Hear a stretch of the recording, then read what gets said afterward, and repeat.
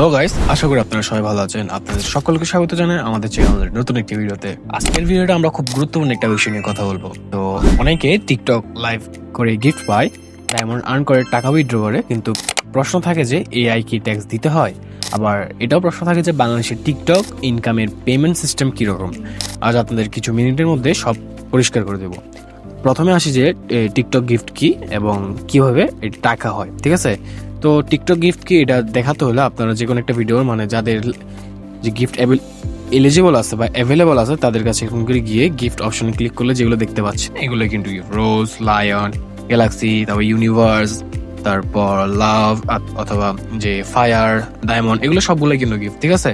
তো সেই এই গিফটগুলো যদি কাউকে পাঠানো হয় তো কয়েন খরচ হয়, তখন তাদের কাছে গেলে তারা ওগুলোকে ডায়মন্ডে কনভার্ট হয়, তো ডায়মন্ড থেকে তারা রিয়েল মানিতে কনভার্ট করে উইথড্র করতে পারে। মানে এই গিফট মূলত হলো একটা ভার্চুয়াল কারেন্সি যা ক্যাশ ইনকামের জন্য প্রয়োজনীয়।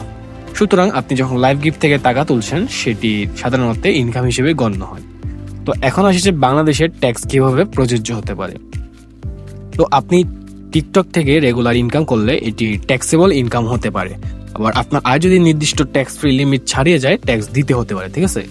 গিফট হলেও এটি ইনকাম হিসেবে ধরা হতে পারে, কারণ আপনি উইথড্র করে টাকাটা নিচ্ছেন বা ব্যবহার করছেন।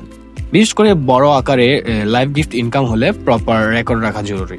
তবে ফ্যামিলি টু ফ্যামিলি ব্যক্তিগত গিফট হলে সাধারণত ট্যাক্স কাউন্ট হয় না।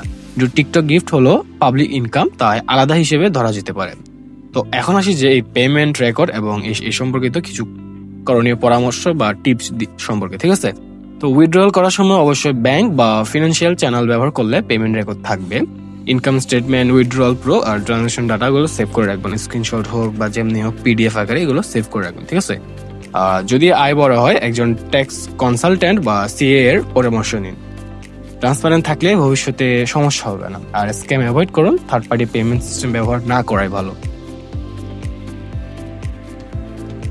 এতক্ষণে আশা করি বুঝতে পেরেছেন টিকটক গিফট শুধু গিফট না, এটি ইনকাম এবং বাংলাদেশ ট্যাক্স ল অনুযায়ী এটা হিসাবের মধ্যে পড়তে পারে। ভিডিওটি যদি হেল্পফুল লাগে ভিডিওটা একটু লাইক দিন, কমেন্ট করুন আপনি কি গিফট ইনকাম পান নাকি পান না, আর চ্যানেল সাবস্ক্রাইব করে পাশে থাকুন। দেখা হবে পরবর্তী কোনো ভিডিওতে, ততক্ষণের জন্য ধন্যবাদ।